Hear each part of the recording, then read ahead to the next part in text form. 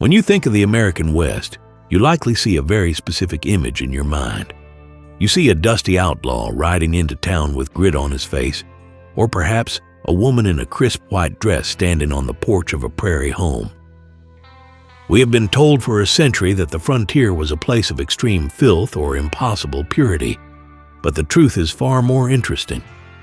Most people assume that folks back then simply didn't care about being clean, or that they were too busy surviving to worry about a bath. In reality, staying clean in a Western town was a daily battle, a test of character, and sometimes a life-threatening risk. To understand what life was actually like, we have to look past the Hollywood version of the bathtub. We have to look at the wash basin, the heavy laundry pots, and a very real fear of the water itself. For the people of the 19th century, being clean was not just about health. It was a way to prove they were still civilized, even when they were surrounded by the wild frontier.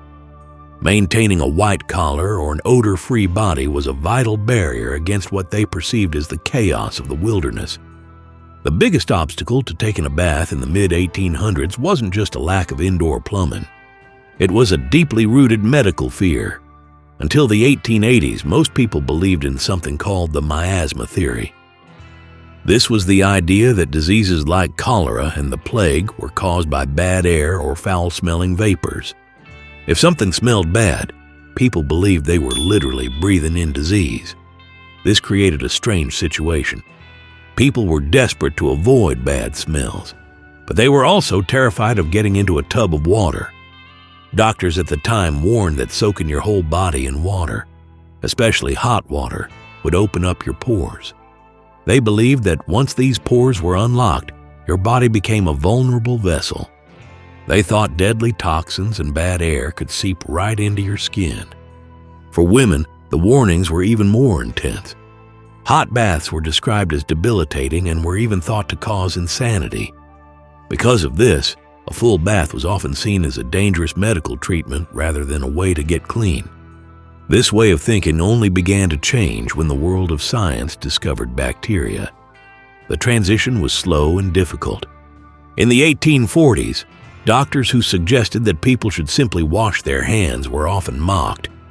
Some even had their careers ruined. Hospitals back then were often called houses of death because the mortality rates were so much higher than at home.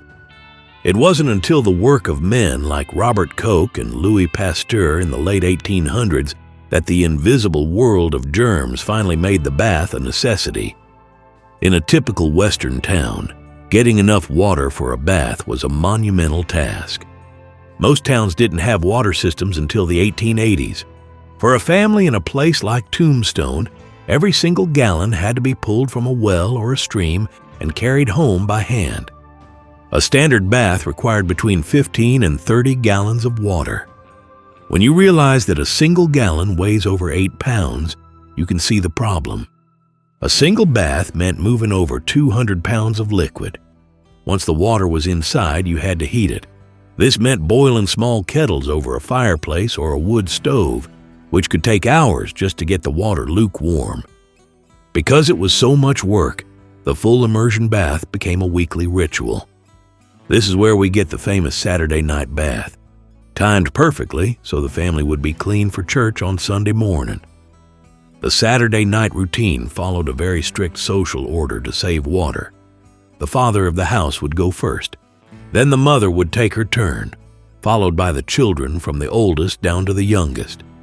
By the time the littlest ones got into the tub, the water was cold, gray, and thick with the dirt and grime of the entire family. This actually led to the old saying about not throwing the baby out with the bathwater.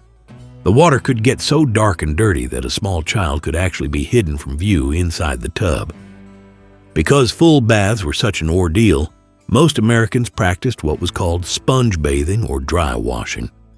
They used a wash basin and a pitcher, which were kept on a stand in the bedroom. They would dampen a cloth and scrub the areas most likely to smell, like the face, hands, and armpits. They purposely left the rest of the body dry to protect the natural oils on their skin, which they thought helped ward off disease. The types of tubs people used varied depending on how much money they had. Wealthy homes might have porcelain basins, while poorer families used tin or wood. There were hip tubs that allowed you to sit in a partial soak, and hat tubs which were shallow and easy to move near the fire. Copper tubs were a massive luxury and were usually permanently installed. In some high society homes in places like New Orleans, providing a guest with fresh water and soap was considered the ultimate mark of hospitality. Soap used on the frontier was nothing like the scented bars we use today. It was a harsh, aggressive chemical mix made for scrubbing laundry and floors. Making soap was a grueling, smelly job that happened once or twice a year. It was usually done outdoors because the smell of boiling animal fat was so overpowering. Settlers would save every scrap of grease and fat from butchered livestock throughout the year. To turn that fat into soap, they needed lye. They made this by pouring water over hardwood ashes in a wooden trough. To see if the lye was strong enough, they used a simple test. They would see if the liquid could float a potato or a fresh egg. If an area the size of a quarter stayed above the surface, it was ready. The resulting soap was usually a soft, jelly-like mass stored in barrels. If they wanted hard bars, they had to add salt to the boiling mixture. Because this soap was so full of unreacted lye, it could actually cause chemical burns on the skin. This harshness is another reason why people preferred the quick sponge bath over a full soak. For the men who didn't have a family home, like miners or cattle drivers, the local barber shop was the center of hygiene. Even the smallest western towns usually had a barber who offered hot baths as a premium service. A man living in a boarding house had no way to heat 30 gallons of water himself, so he would pay between 25 and 50 cents for a commercial bath. To put that in perspective, 50 cents back then is worth about $10 today. The price of a bath often depended on the quality of the water. A fresh, hot bath was the most expensive option. If you wanted to save money, you could pay 25 cents for used water. This meant you were stepping into the bathwater left behind by the person who went before you.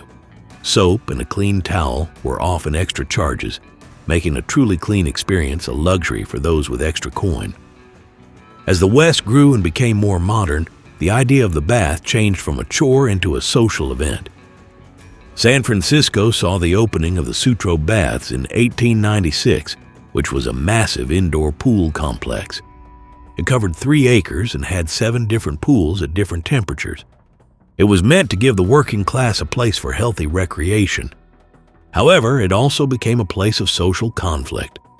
A black man named John Harris was once denied entry, and he sued the owners, winning a landmark legal case against segregation decades before the civil rights movement of the 20th century.